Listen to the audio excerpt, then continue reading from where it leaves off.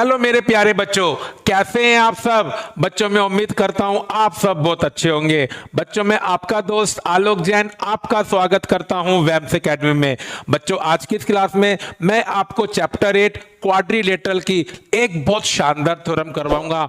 मेरे बच्चों ये थ्योरम एनसीईआरटी में थ्योरम 8.1 पर लिखी हुई है, तो मेरे बच्चों मैंने वही लिखा है थ्योरम 8.1, क्योंकि बेटा इस थ्योरम का ना कोई नाम नहीं है जिस नाम से थ्योरम जानी जाती हो। जैसे पाइथागोरस थ्योरम होती है, मिड पॉइंट थ्योरम होती है, बेटा इस थ्योरम का कोई नाम नहीं है। तो इसलिए बच्चों मैंने क्या लिखा है, थ्योरम 8.1।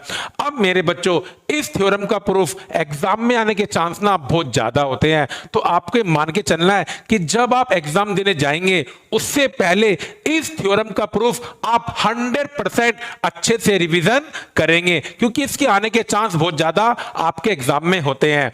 बस बच्चों आप एक काम कीजिए, पेन और कॉपी उठा लीजिए, प्रॉपर नोट्स बनाइए, फिर मैं आपसे वादा करता हूं इस वीडियो को देखने के बाद ना इस थ्योरम का प्रूफ तो आपको बहुत ज्यादा सिंपल लगने वाला है। तो चलिए मेरे प्यारे बच्चों शुरू करते हैं आज की क्लास।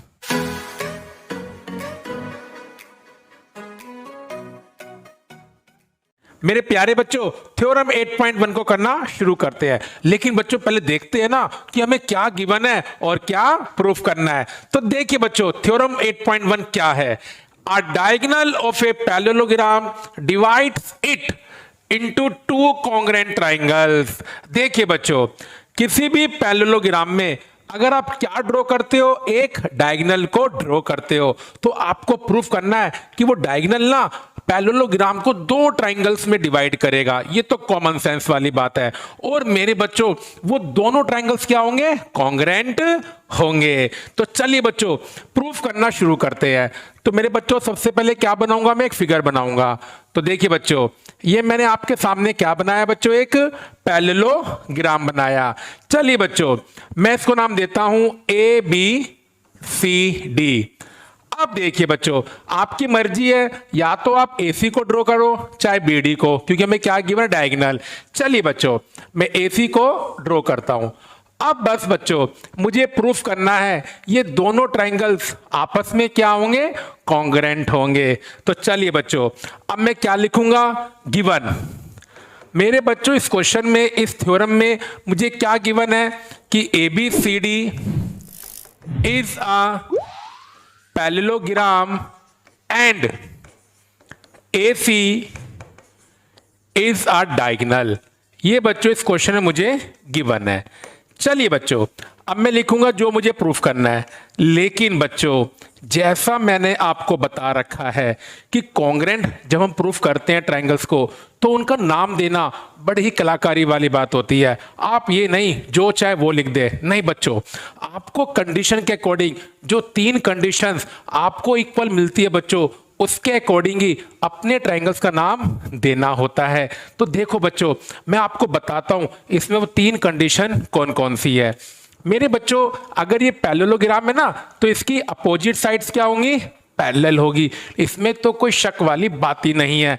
तो मेरे बच्चों ABCD के क्या होगा, पैरेलल, और मेरे बच्चों AC क्या बन जाएगी, आपकी ट्रांसवर्सल बन जाएगी। तो देखिए बच्चों अब होगा क्या बच्चों, ये वाला जो एंगल है आपका BAC बच्चों, कौन सा एंगल, BAC, ये किसके इक्वल हो जाएगा, ACD के, क्योंकि बच्चों ऑल्टरनेट इंटीरियर एंगल, क्योंकि जब दो लाइंस आपस में क्या होती हैं, पैरेलल होती हैं, तो ऑल्टरनेट इंटीरियर एंगल्स आपस में क्या होते हैं, इक्वल होते हैं। बेटा इसी तरह से BC किसके पैरेलल है, AD के पैरेलल है, तो AC क्या बन जाएगी, ट्रांसवर्सल। तो मेरे बच्चों ये वाला एंगल आपका DAC बच्चों, कौन सा एंगल बच्चों, DAC, और बच्चों एंगल BCA ये आपस में क्या हो जाएंगे, equal. Same reason alternate interior angles, और मेरे बच्चों AC equal to AC because common side. तो देखिए बच्चों अब मैं नाम देता हूं, मानिए बच्चों मैंने नाम दिया ABC और मेरे बच्चों मैंने क्या नाम दिया, CDA। अब देखिए बच्चों क्या ये परफेक्ट नाम है, बच्चों बिल्कुल है। देखना बच्चों आप लोग, अब यहां पर एंगल A आ रहा है ABC में, और यहां क्या बन रहा है, एंगल C। तो देखिए जहां पर मैंने A लिखा है बच्चों वहीं पर मैंने क्या लिखा है, C, क्योंकि A फर्स्ट पोजीशन पर है और C भी फर्स्ट पोजीशन पर है दूसरे ट्रायंगल में। फिर देखिए बच्चों इस ट्रायंगल ABC में जो एंगल C है ट्राइंगल एसीडी में वो क्या बन रहा है, एंगल ए। तो देखिए बच्चों, सी की और ए की क्या है बच्चों, सेम पोजीशन। और मेरे बच्चों एसी किसके इक्वल है, एसी के।